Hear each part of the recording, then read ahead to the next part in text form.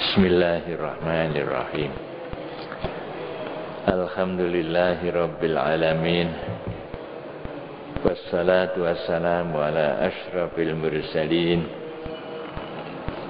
Sayyidina wa maulana Muhammadin wa ala alihi wa sahbihi ajmain. Qala Syekhul Musannifu rahimahullahu ta'ala wa ataman naf'a bihi wa bi ulumihi bid-daraini amin.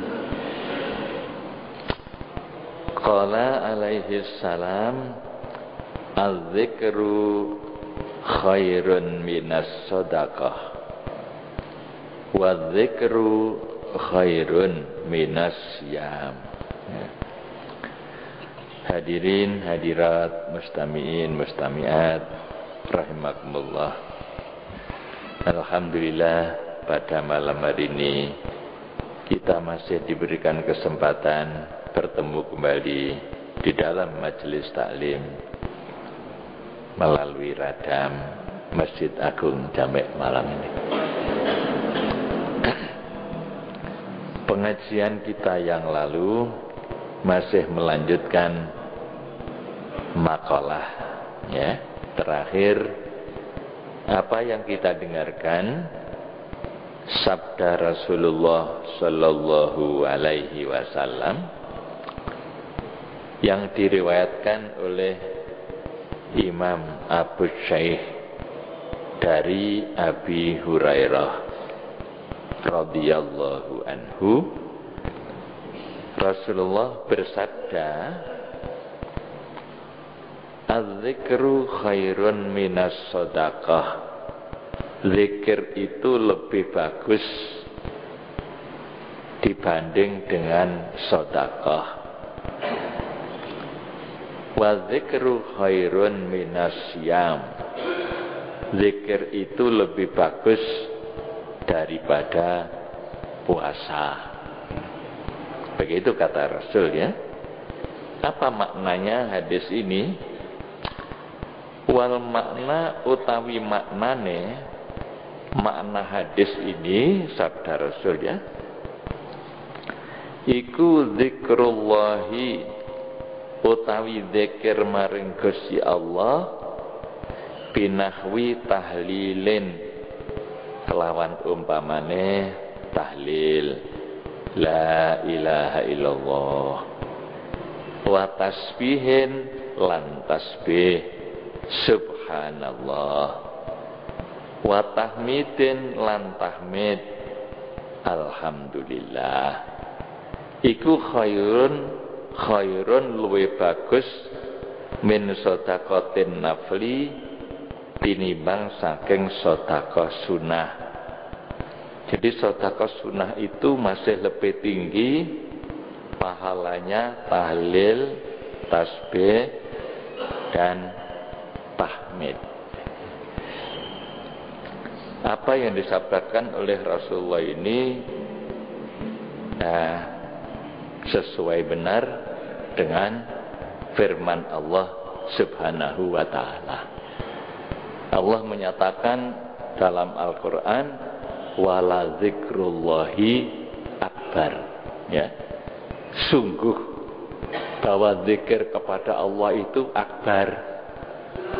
Akbar itu agung atau lebih agung. Agung dalam arti zikirnya itu sendiri memang agung, sesuatu yang agung, atau juga akbar itu maknanya lebih agung dibanding dengan yang lain. Hal itu bisa dipahami karena zikir itu suatu ibadah yang tidak ada batasnya, tidak dibatasi oleh waktu, tidak dibatasi oleh tempat ya. Jadi tidak terbatas, kapan saja, pagi, sore, siang dan malam bisa dilakukan zikir itu.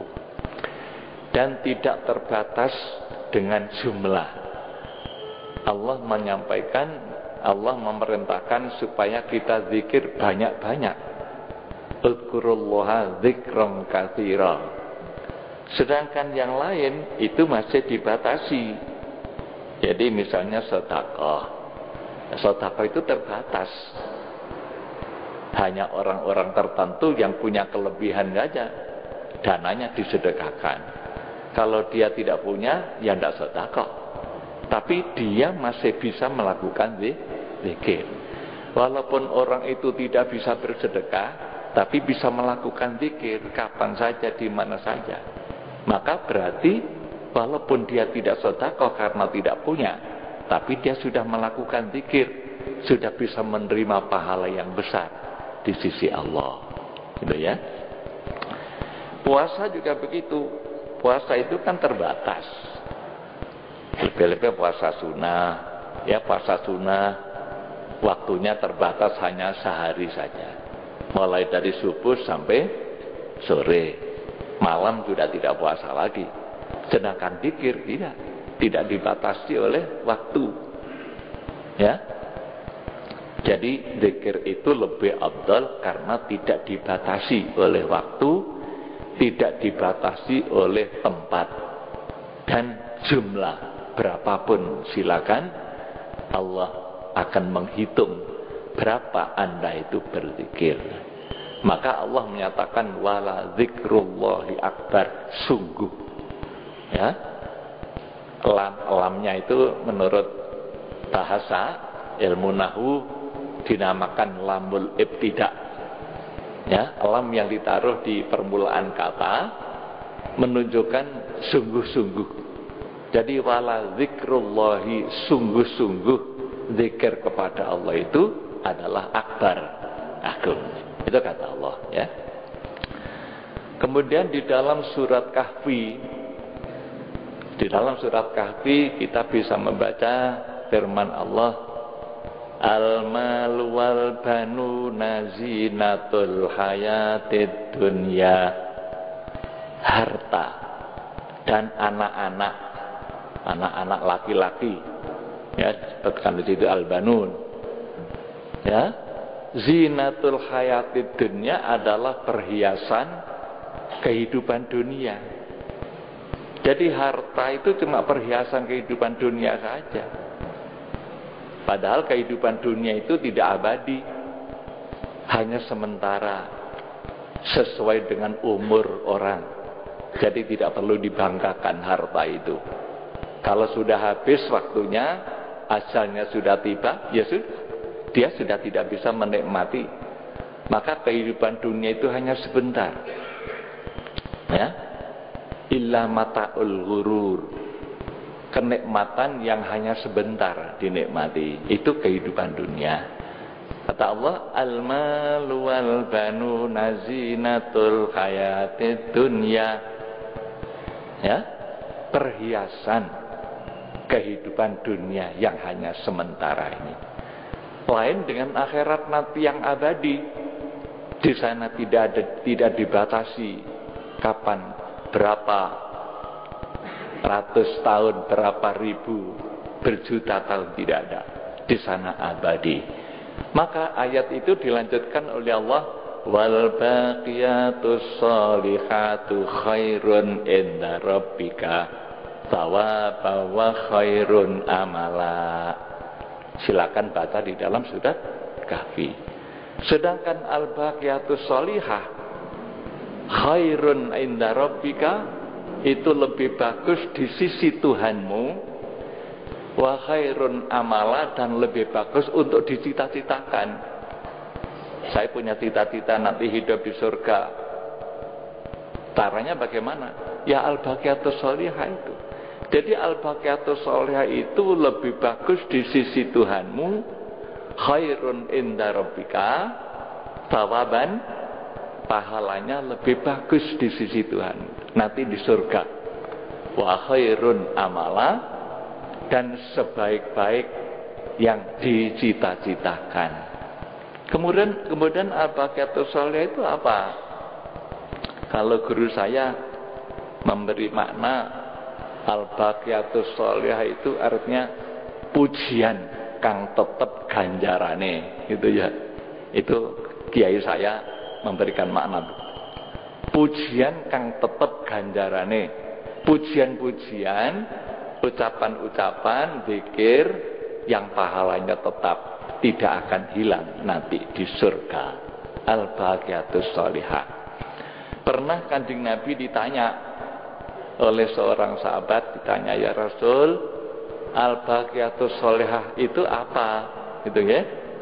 Kemudian Kanjeng Nabi menerangkan Al-Baqiyatus Sholihah itu adalah Subhanallah walhamdulillah wala ilaha illallah wallahu akbar.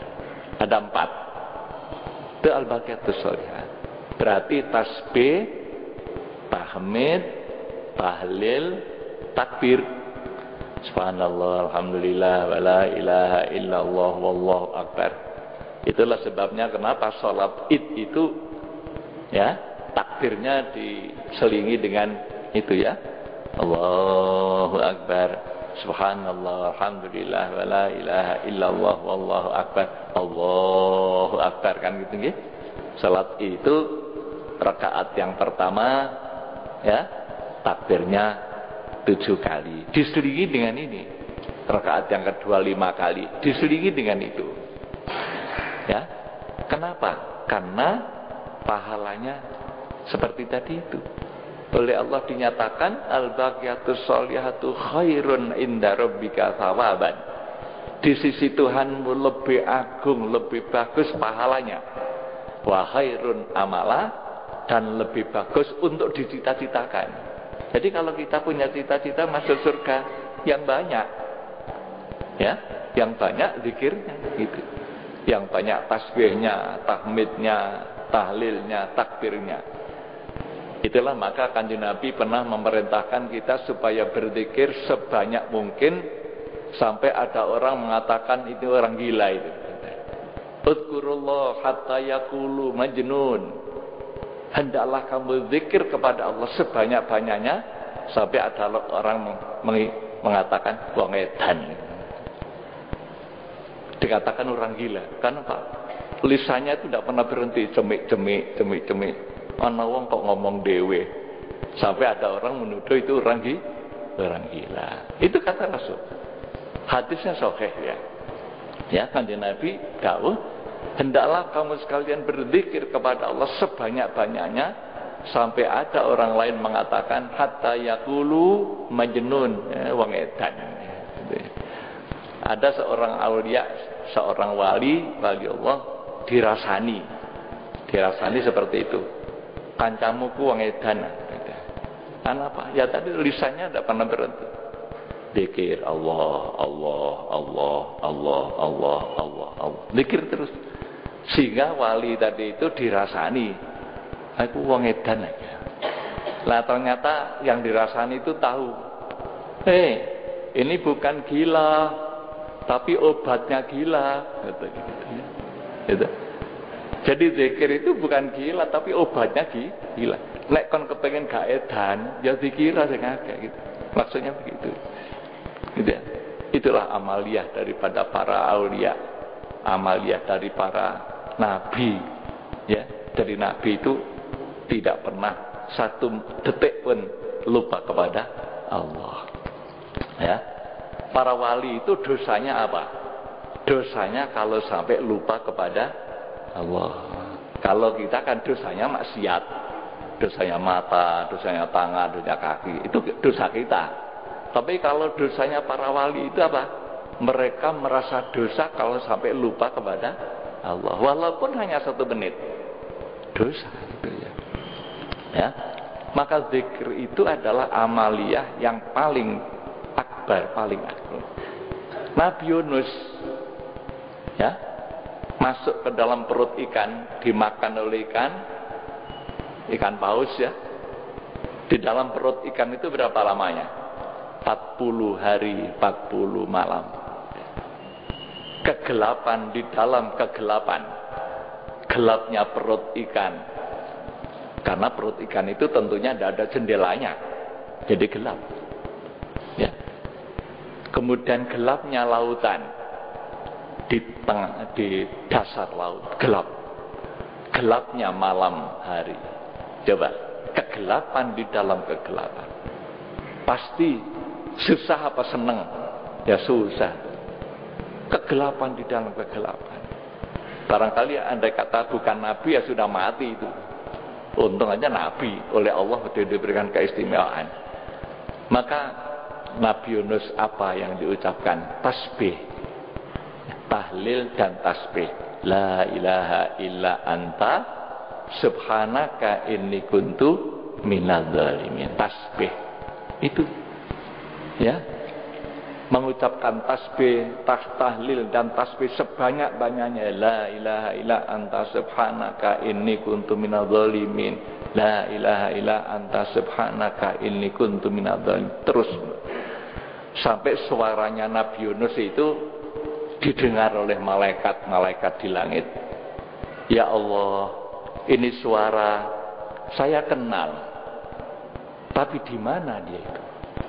Para malaikat mengenal suaranya itu suaranya Nabi Yunus, tapi di mana dia? Allah menjelaskan bahwa itu adalah hambaku Yunus. Dia sedang berada di dalam perut ikan. Akhirnya oleh para malaikat dimohonkan maaf. Ya Allah, ampunilah Yunus.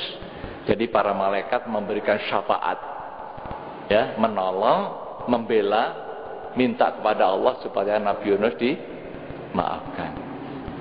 Maka oleh Allah ikan tadi itu dipinggirkan. Setelah 40 hari 40 malam ikan itu minggir ke tepi laut. Ikannya dimatikan. Nabi Yunus keluar dari perut ikan itu walaupun dalam keadaan lemah lunglai, ya. Kemudian ada Allah menumbuhkan satu tumbuh-tumbuhan yang buahnya bisa dimakan. Kata guru saya, buah apa itu? Waluh gerong. Kata guru saya itu, tahu waluh gerong itu yang mana itu? Waluh gerong itu yang dimakan.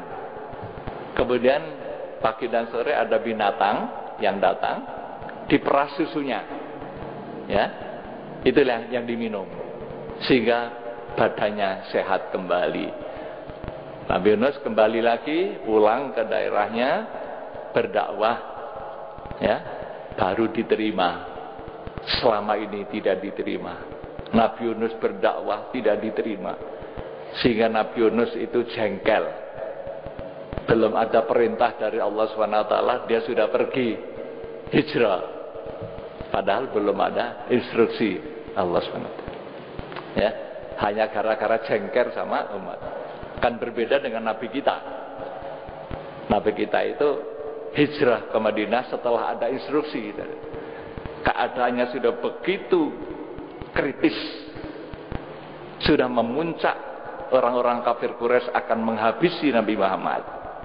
Sudah sangat genting berada di rumah dengan Sayyidina Ali. Maka pada saat itulah malaikat Jibril datang, diperintahkan Nabi kita hijrah. Ya, setelah ada perintah, nah inilah Nabi kita, ya. Walaupun situasinya sudah begitu genting, Nabi tidak takut. Barulah beliau keluar.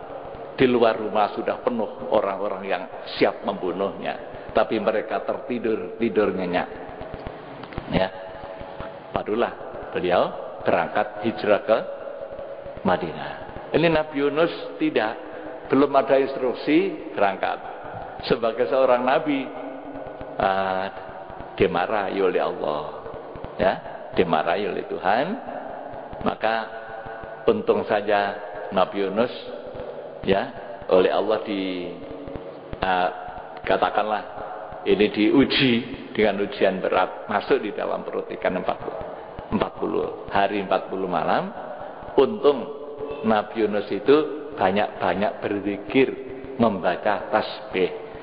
Dalam Al-Quran disebutkan, andai kata Nabi Yunus itu tidak membaca tasbih, ya sudah, perut ikan itu sebagai kuburannya, alias mati. Berarti kalau begitu tasbih itu bisa menyebabkan selamat, ya. Jadi jangan dianggap ringan. Itu penyebab utama. Baca tasbih. Tasbihnya Nabi Yunus ini mustajab. Setelah beliau kembali ke daerah berdakwah, barulah didengarkan. Mereka mau mendengarkan, kemudian mereka mau mengikuti ajakan Nabi Yunus sampai mendapatkan jamaah jumlahnya 100.000 jamaah. 100.000 jamaah yang beriman kepada Nabi Yunus. Itu adalah cerita tentang bacaan tasbih. Maka di sini dikatakan bahwa bacaan tahlil, tasbih, tahmid itu lebih bagus daripada sedekah sunnah. Namun bukan berarti kalau kita mendengarkan seperti ini kita tidak usah sedekah. Nek ngono maca tasbih mari rek. Ya Masjid Agung mangkrak. Karena tidak ada orang sedekah. Bukan begitu.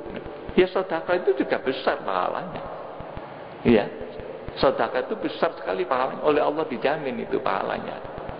Apabila sedekah jariah, kita menanam di situ di masjid. Selama masjid ini nanti dipergunakan oleh anak cucu kita dapat pahala. Ya, di alam akhirat sana. Nah itulah namanya amal jariah. Oleh para teknisi bangunan masjid kita ini nanti mampu bertahan sampai 200 tahun. Ya, jadi 5 generasi akan datang. Jadi kalau kita ikut bangun di sini, ikut menanam harta kita, berarti 200 tahun. Ya, itu nanti akan terus-menerus pahala. Maka bukan berarti pengertiannya di sini ya tanpa sedekah, ya tetap sedekah ya, zikirnya juga ya, itu maksudnya. Wa dzikru utawi dzikir iku aktsaru luweh akeh apane sawaban ganjarane. Ya tadi itu. Jadi zikir itu lebih banyak pahalanya. Ya. Wa anfa'u lan luweh manfaat minasyami tinimbang saking poso. Ya. Lebih manfaat karena Allah yang sendiri langsung di dalam Al-Qur'an tadi menyatakan wal baqiyatus sholihatu khairun inda rabbika sawaban wa khairun amala. Silakan baca di dalam surat Kahfi, gitu ya. Maka tidak ada salahnya, bahkan yang ada baiknya, yaitu orang yang banyak-banyak zikir. Ketika turun ayat yang isinya orang-orang yang menimbun harta tidak disedekahkan itu nanti diancam di dalam neraka. Alladzina yaknizuna dzahaba wal fiddah. Ya, orang-orang yang menimbun harta itu nanti akan diadab dengan siksa di neraka. Kemudian ada seorang sahabat yang matur, "Ya Rasul, kalau kita tidak boleh menimbun harta, sekarang apa yang baik untuk ditimbun?" Gitu. Ya, kalau harta itu ditimbun tidak baik, sekarang yang ditimbun baik itu apa? Ya, kemudian Rasulullah menyatakan ada 2, ya, yaitu orang yang hatinya banyak syukurnya, qalbun syakirun walisanun zakirun. Orang yang hatinya banyak syukurnya, alhamdulillah, alhamdulillah banyak. Dan lisannya suka berzikir, walisanun zakirun, titik-titik subhanallah, titik-titik la ilaha illallah, alhamdulillah, alhamdulillah. Lisanun zakirun, suka berzikir. Itu kata Rasul. Itu yang perlu ditimbun. Ya, yang ditimbun yang akan manfaat itu adalah itu. Lisanun dzakirun wa qalbun syakirun. Itu yang pertama. Yang kedua adalah wa zaujatun mu'minatun tu'inu fi imani. Yaitu orang laki-laki yang punya istri yang solihah. Ya.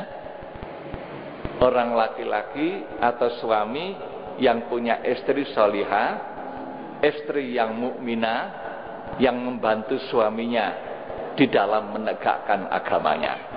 Nah, ini merupakan sesuatu yang perlu,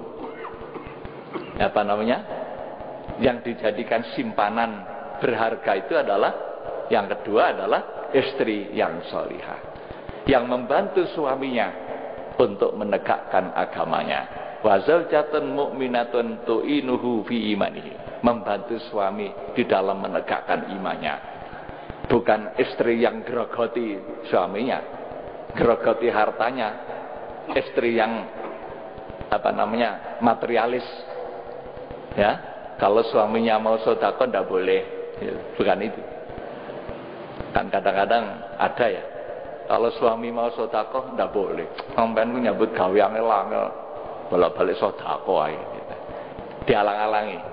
Suaminya mau mengerjakan kebaikan, dialang-alangi. Itu bukan zaujatun mukminah tu'inu. Ya, penghalang. Ya, penghalang. Jadi wanita itu, kalau wanita yang baik, membantu suami, sehingga nanti akan bersama-sama suaminya masuk surga gitu ya. Jadi para bapak ibu mustamiin mustamiat rahimakumullah, dengan hadis ini jelas bahwa orang yang banyak zikirnya itu adalah orang-orang yang baik, karena mendapatkan ridho dari Allah SWT. Nanti pada tanggal 10 Januari di Pondok Pesantren Al-Munawwariyah itu kumpul ulama-ulama ahli tarekat seluruh Indonesia di Bululawang ya, Al-Munawwariyah. Muktamar Tarekat Al-Muktabarah An-Nahdiyah se-Indonesia. Ya, yang ke-11. Jadi muktamarnya sudah 11 kali. Siapa itu? Ulama-ulama yang ahli tarekat itu adalah para ulama yang ahli zikir gitu ya. Karena tarekat ini yang dimaksudkan adalah mengajak orang banyak-banyak berzikir, banyak-banyak berzikir. Jadi para ulama yang mengajarkan tarekat itu yang diajarkan apa? Banyak-banyak zikir. Karena zikir seperti tadi itu. Maka ada zikir namanya zikir tarekat Qadiriyah, Al-Qadiriyah. Ya, ada An-Naqsyabandiyah yang dikembangkan oleh Sultan Al-Auliya Syekh Abdul Qadir Jailani, memperbanyak zikir la ilaha illallah paling tidak 165 setiap selesai sholat waktu. Itu tarekat Qadiriyah. Kalau Naqsyabandiyah Allah Allah Allah Allah, itu semuanya dari Rasulullah, tidak ngawur. Jadi ada sanadnya. Semua itu diajarkan oleh Kanjeng Nabi, sumbernya dari Al-Quran. Akan dihadiri oleh Bapak Presiden SBY untuk membuka muktamar tarekat di Pondok Pesantren Al-Munawwariyah Bululawang selama 4 sampai 5 hari.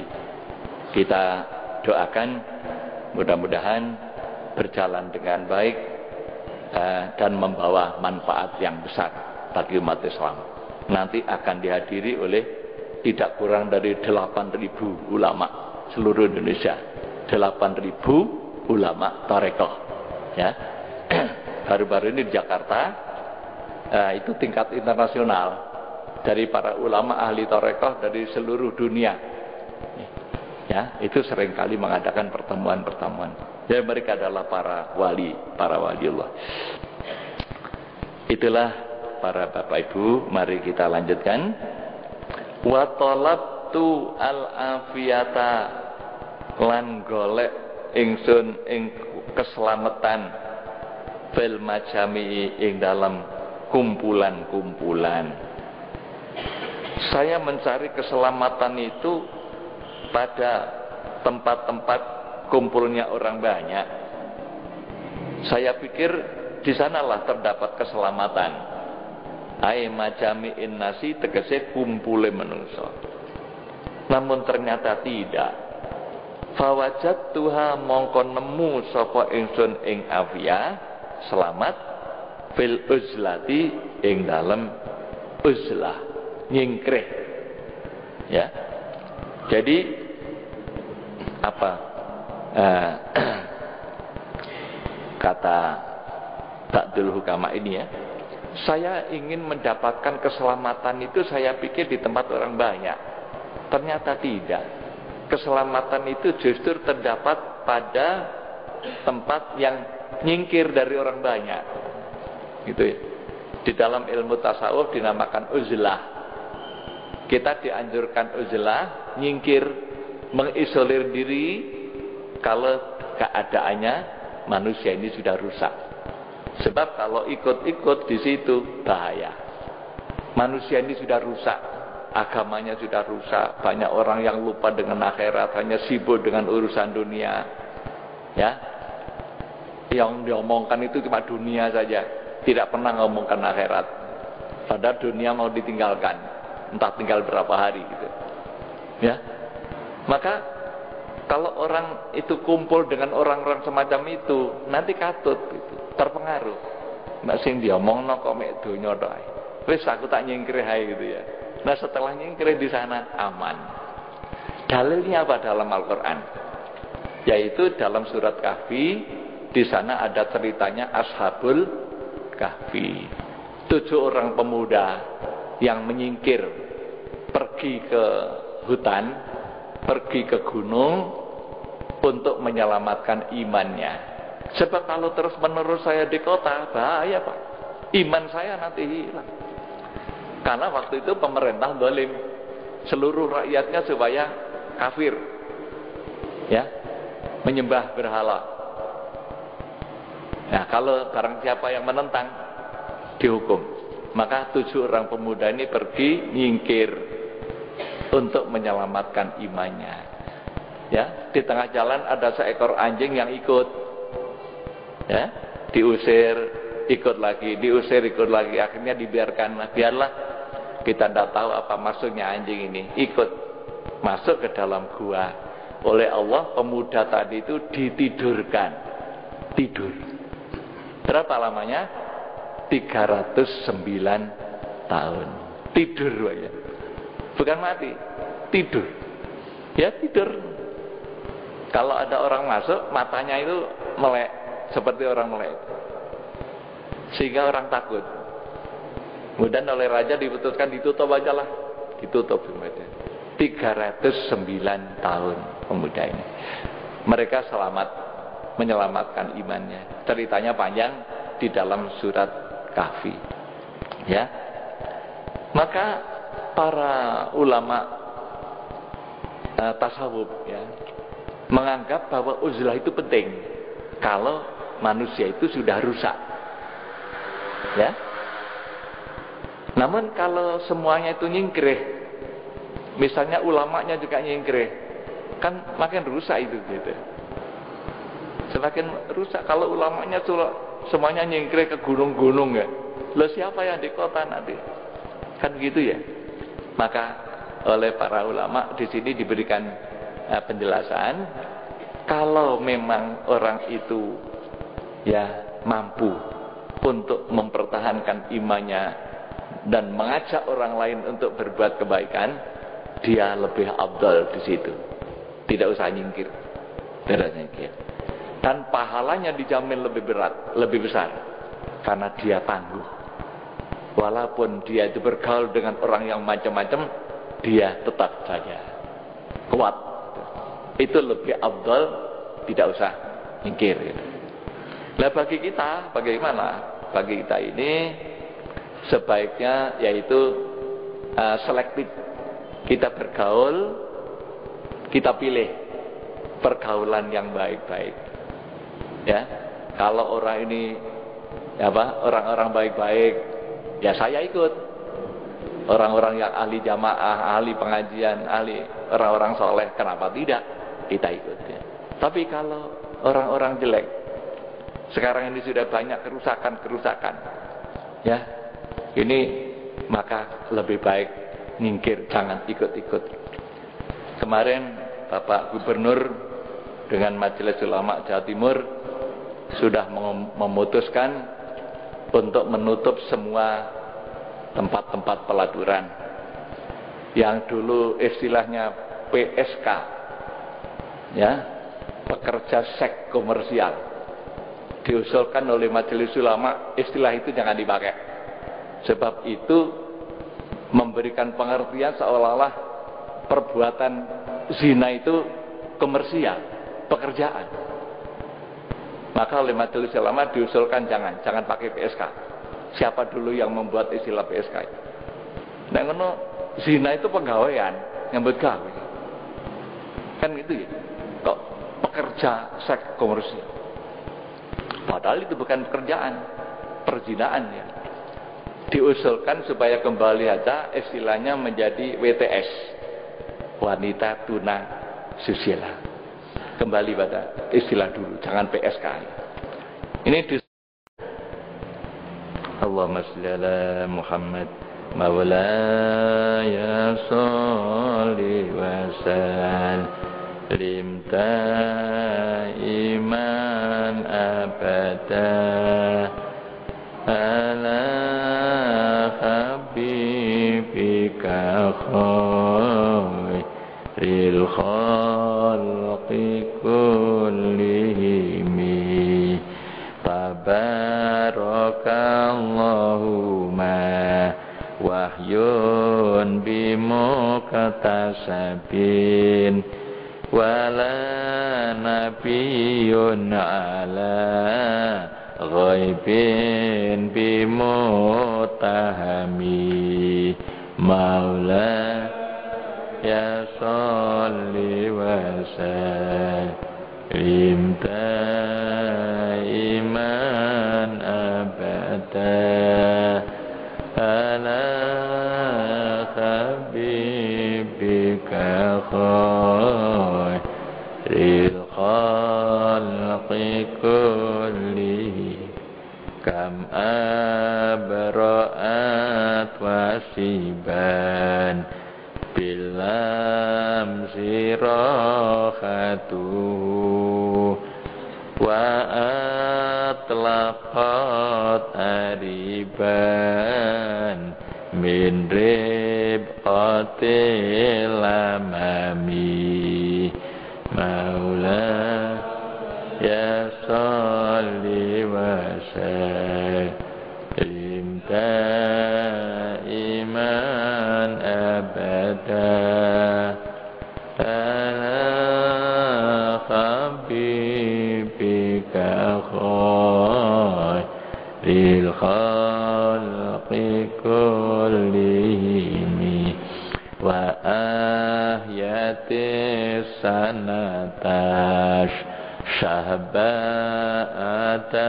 awatuhu hatta hakat urratan fil asurituhumi maulaya sholli wa sallim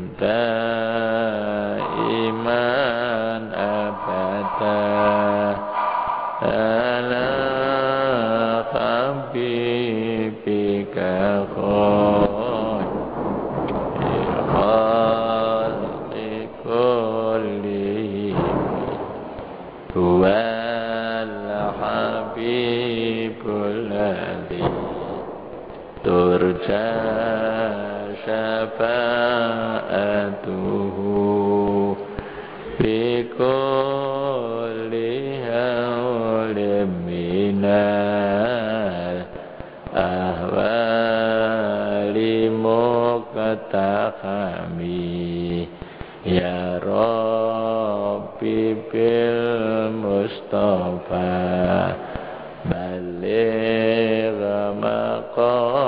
maqasidana waghfir lana ma madha ya wasi'al karami Allahumma fa'na bi'alam wa alimna ma yanfa'una ya Allah Allahumma zidna ilman nafi'a wa qalban munawwara wa fahman sahiha wa lisanan nasyid wa i'tiqadan naqina Allahumma ij'alna 'aliman fi salihan bi ibadatik Allahumma rabbana taqabbal minna innaka antas sami wa tub 'alaina innaka antat tawwabur rahim rabbana atina fid dunya hasanah fil akhirati hasanah wa qina adzabannar wa qina adzabannar wa qina adzabannar Wa sallallahu ala sayyidina Muhammadin wa ala alihi wasallam. Walhamdulillahirabbil alamin. Wassalamualaikum warahmatullahi wabarakatuh.